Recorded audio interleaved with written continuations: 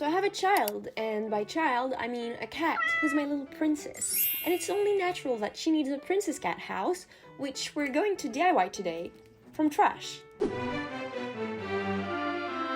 So it all started when I noticed that my cat loves switching up her nap spots, and so I thought I would create for her a new additional little place where she can sleep just to spice up her daily life. The problem is that I don't have a lot of place left in my room, but fortunately I happen to have a little bit of space on top of this small bookcase, so I think that's where I'm gonna put her little cat house. I bribed my cat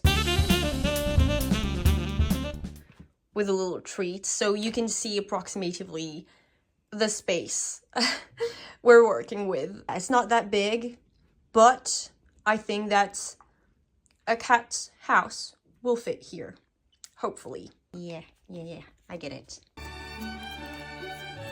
Here's what I have in mind, more or less, for this project. I have to create something that she'll actually like and that she will actually use, which can be a challenge since, you know, cats have a reputation of enjoying like playing cardboard boxes and trash more than actual objects you might make for them. I may or may not be speaking from previous experience. I came up with 3 criteria that I think will help me make something that she loves. So the first thing is that she has to be able to kind of hide in it. She loves spaces that kind of resemble a little burrow. I'm really looking to reproduce the nap conditions she could have in my closet, because she loves going in there and she unfolds my clothes and sometimes makes holes in them, so that's not really the best option for me. So it has to be somehow a closed space with an entrance that is not too big and that does not let a lot of light in. The second thing is that the inside has to be fluffy and in a fleece material, because I noticed she really likes those, and she always starts making bread when she's on a soft fabric, and that's the cutest thing, and then she starts purring. I really want her to be able to do that in her little house. And the third thing I want to include is a toy feature. I have to add something that she can play with inside of the house. For the theme, I was thinking of something whimsical and floral and princessy. All of these requirements should give us the dream cat house for Nachos. Now we just have to make it. Let's go. So I started by tracing the shape of the floor based on the size of the bookcase it would sit on. I also rounded the corners so the house wouldn't look too square by tracing the shape of a round box. This is gonna be the base of the cat house, and I'm going to replicate this exact same shape 2 other times so I can make like 2 floors. It doesn't look like anything for now, but like, I guess we just have to trust the process. I actually ended up replicating the shape of the base 6 times, I think, because I wanted it to be sturdy, and well, piling up several layers of cardboard helps make the floor stronger, especially since, as you can see, I had to cut cardboard that was already pre-folded, which made it more fragile, so yeah, I had to reinforce it. I hope she's gonna like the end result as much as she likes the cardboard, because I'm gonna be very sad otherwise. Also, little tip, folding the cardboard really helped me cut it more easily. I ended up using 3 layers of cardboard for the bottom of the house and 3 other layers for the first floor. For the second floor, I wanted to make an opening, so I cut a circle in the cardboard. At first I planned for my cat to be able to go onto the second floor, but then I changed my mind because that's what I do. And also I felt like the house could become a little too big for the space I had. So yeah, I decided to keep it small, and instead the opening will be used to hang toys so that she can play with them. Kind of like a mobile for babies.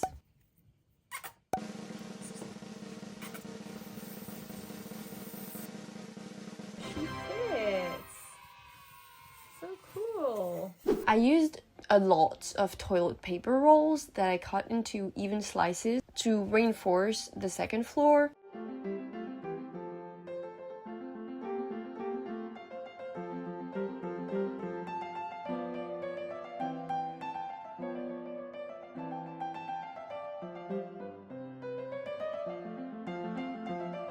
At first I thought I could use liquid glue to attach them to the top piece of cardboard, but it didn't really work out, so I ended up just using tape, which was way more efficient and handy.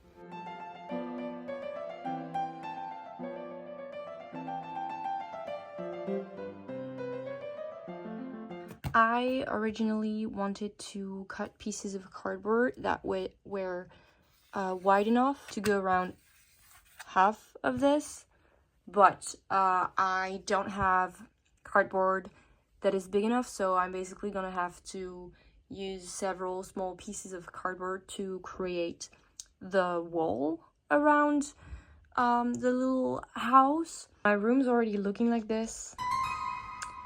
This is not a good sign. As you can see, I'm leaving an extra strip of cardboard along the edges that I'm folding to connect the walls to the floor of the house and make the whole structure sturdier.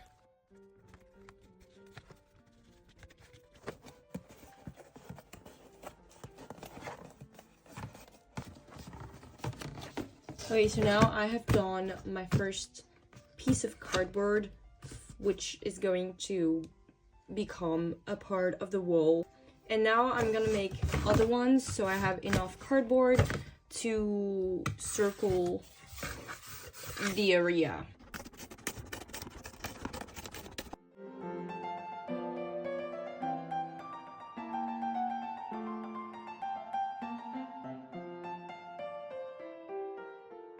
So these two parts are going to constitute the front of the little house, and I'm going to make an opening of 30 centimeters by 25 centimeters. So I couldn't record it because I was using a reference picture that was on my phone, but I used this sort of thingy, I don't know what it's called, to trace some shapes here, so the opening in front of the house wouldn't be blend square, and I am going to cut them, and then I'm going to trace the symmetrical shape on the other side with the cutout.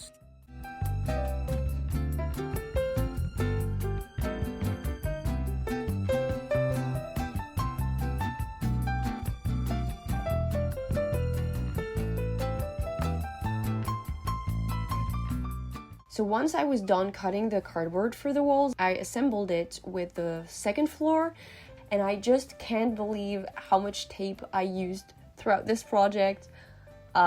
Tape was really useful, for sure.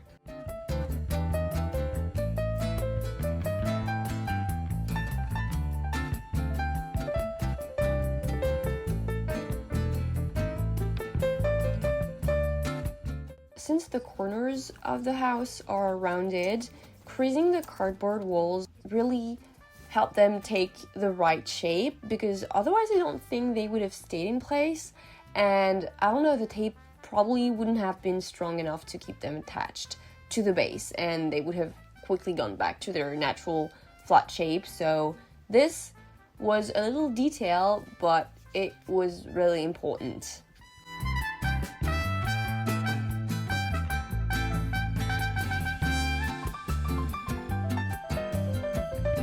Also, I wanted the walls to look thicker than a piece of cardboard, especially around the entrance, because, I don't know, it just didn't look thick enough to resemble a proper piece of furniture, and I just didn't want the house to look like cardboard, even though that's what it's made of. So I just traced the shape of the opening, and I cut 3 additional entrance pieces that I then attached to the wall to reinforce and thicken the edges. This was definitely optional, but I liked it a lot more this way. So yeah, from the inside it looks messy and bumpy, but it doesn't matter since we're going to cover it with fluffy fabric anyway. Also, since the back wall was made of 2 different pieces of cardboard held together only by a thin layer of tape, I reinforced it with a piece of really sturdy cardboard because the last thing I want is for the house to collapse. I also added reinforcements to both sides, just in case. Now it's time to make the base of the house. I had to find a way to make it heavier than the rest to prevent it from tipping over when my cat would jump into it. And yeah, at first I didn't really know how to proceed. I thought I might add old books and magazines since they're pretty heavy, but I ended up remembering that I had these small pieces of wood that I'd kept for years, and I had never really found any use for them until now. It was really useful since they were heavy enough to prevent the house from tipping over. And I just glued them between 3 pieces of cardboard, and it makes a really sturdy first floor.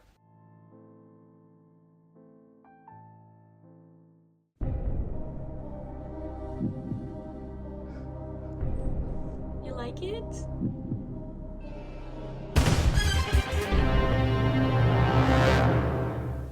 For the roof, I found a piece of cardboard that conveniently was already triangular shaped, so I just trimmed the sides a little to make it the right size, and then I taped it onto the base.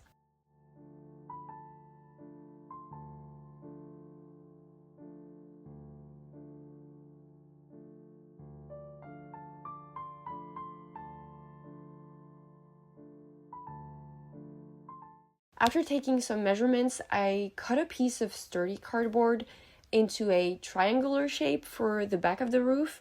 As you can see, I left some space on both sides because since the edges of the house are curved, I needed to use a more flexible type of cardboard for both of these parts. And yeah, for instance, cereal box cardboard is perfect for this kind of work since it's flexible. And I first created a pattern using a sheet of paper, and then I traced it onto the cardboard, making sure to leave margins all around so it would be easier to attach.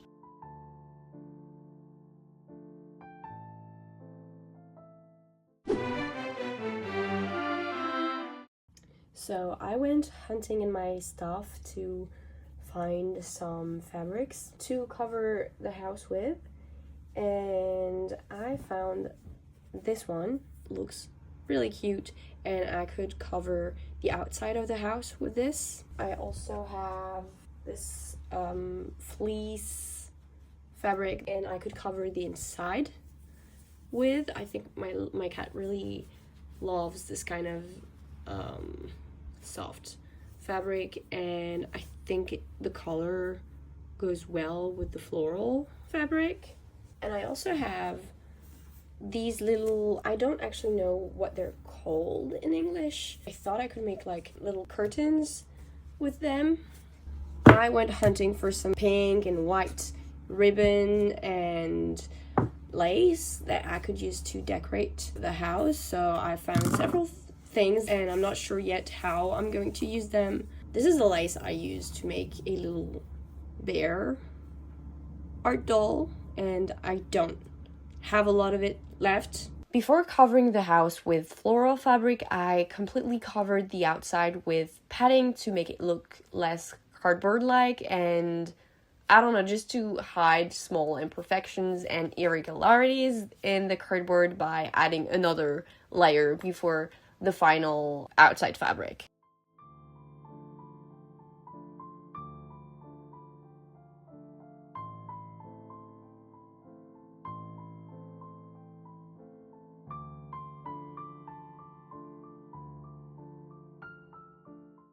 So I'm done covering the back of the house, but I thought that for the front I would use a thinner fabric because I was a little scared that if I used a fabric as thick as this, it would just make the little details of the opening less visible once I will add the floral fabric on top.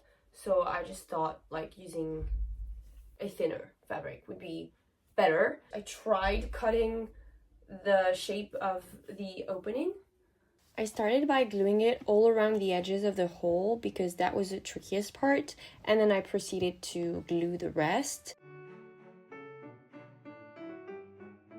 So I cut 3 pieces of floral fabric.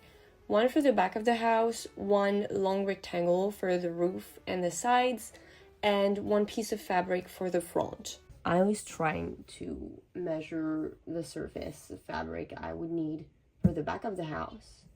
And then my cat just decided that it was time for a nap. It's not time for a nap. For the opening, I used the house itself as a reference to estimate where to cut. I made sure to leave extra fabric so I could fold it inward. It was definitely a very approximative process, and I don't think it's the right way to do things if you want something perfectly precise, but I was okay with some approximation as long as it wouldn't be visible in the end, because it was just much quicker and easier than taking all of the exact measurements. So I used hot glue to attach the fabric to the house, and I started with the back piece. And it's only after gluing the fabric that I realized that since I hadn't oversewn the edges, it might unravel over time. So yeah, to prevent that, I applied Mod Podge along the edges of the fabric to make sure everything would stay in place. Also, I didn't record it, but since the floral fabric seemed like the kind of fabric that frays easily, I coated all of the edges with Mod Podge to reduce the risk of unraveling for every other piece of fabric, because I don't like oversewing, and my sewing machine doesn't really work anyways.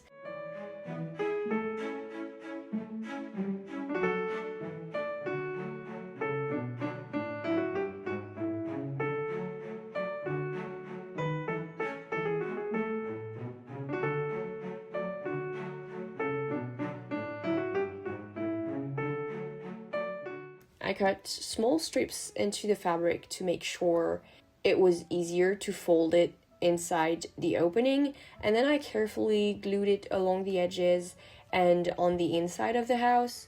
It's okay if it looks messy on the inside, since it'll be covered with the pink fabric afterward.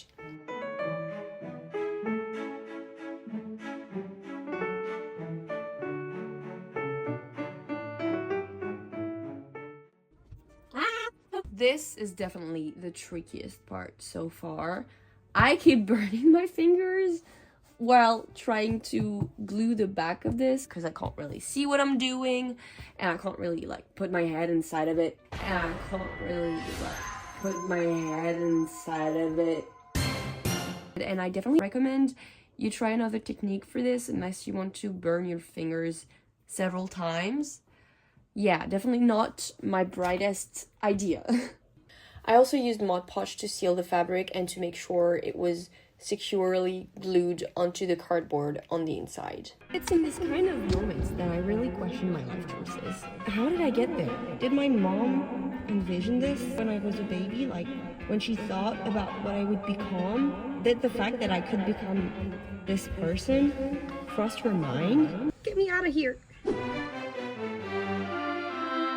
Once this was done, it was finally time to add the pieces of fleece on the inside. I had previously cut them, or rather tried to cut them, but my cat wouldn't let me, and I realized halfway through that I was out of hot glue and I had to run to the store to stock up, because honestly I had never used that much hot glue in such a short amount of time before.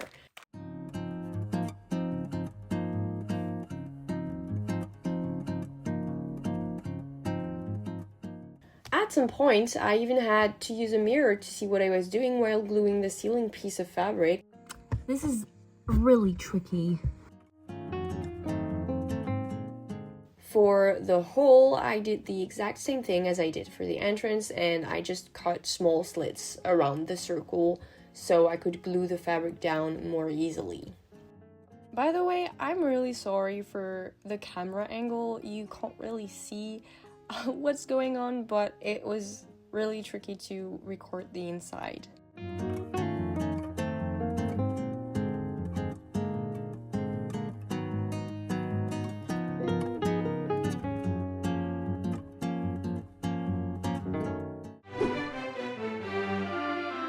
To cover the edges of the entrance, I added a pink ribbon that I glued with hot glue, as usual. I also wanted to add some kind of curtains so the house would feel a little more cozy and cocoon-like. Since I wanted to recreate closet-like napping conditions, I thought it would be better to have something to block out some of the light. So I made two types of curtains.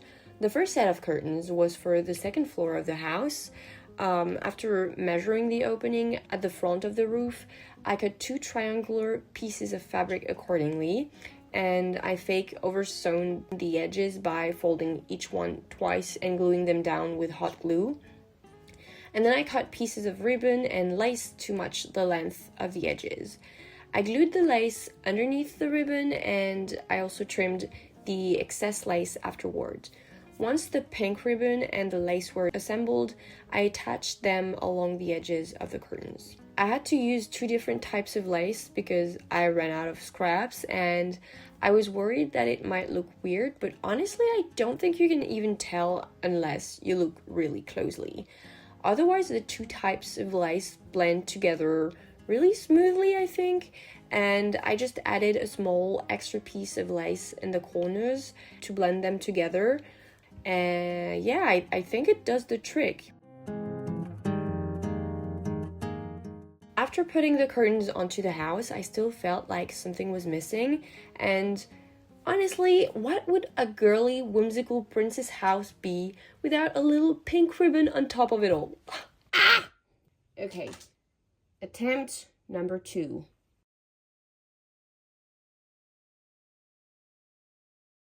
The second type of curtains, although I'm not even sure you can really call them curtains, are more decorative than really blocking the light, but I think they make the house feel even cozier.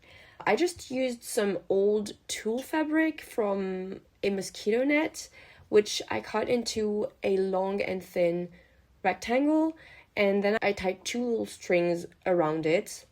Should I put it outside? I don't know. I ended up placing it on the insides because I didn't want to hide the shape of the entrance that I had spent so much time working on, but otherwise I'm sure it would have looked really cute on the outside as well. I also added the leftover scraps of pink fabric as stuffing inside to make it extra comfy. For the toys that I wanted to include inside the house, I eventually decided to make pom-poms because my cat loves playing with them. I first tried the cardboard technique, but you can tell that it had been a while since I last made pom-poms that way because I forgot that you're supposed to completely fill the space inside the circle. So yeah, I stopped too early and I ended up messing it up, but thankfully I was still able to salvage it afterward. Because of that though, my pom-pom looked kind of messy, so I had to trim the edges to make it into a proper round ball.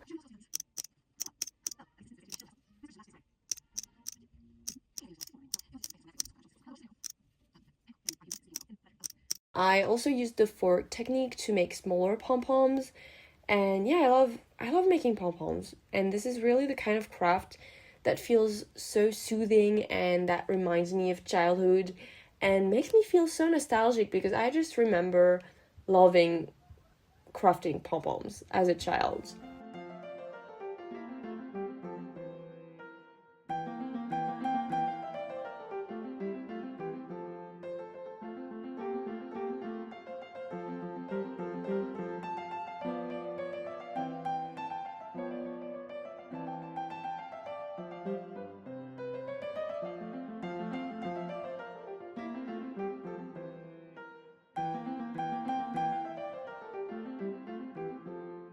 And once the pom-poms were attached, the princess house for Nachos was finally done.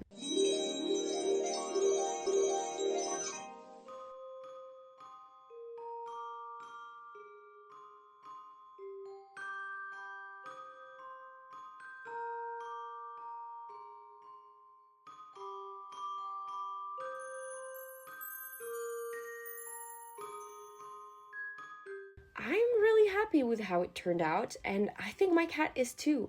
I finished the house about 2 weeks ago now, and I can confidently say that she actually uses it quite a lot to sleep and nap, and every time I catch her going inside, I feel so satisfied knowing that I managed to make something that she genuinely enjoys.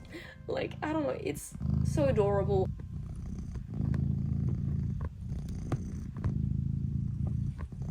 She doesn't really play with the pom-poms that much, but I think she likes the fact that there's an opening and we still play hide and seek with the opening.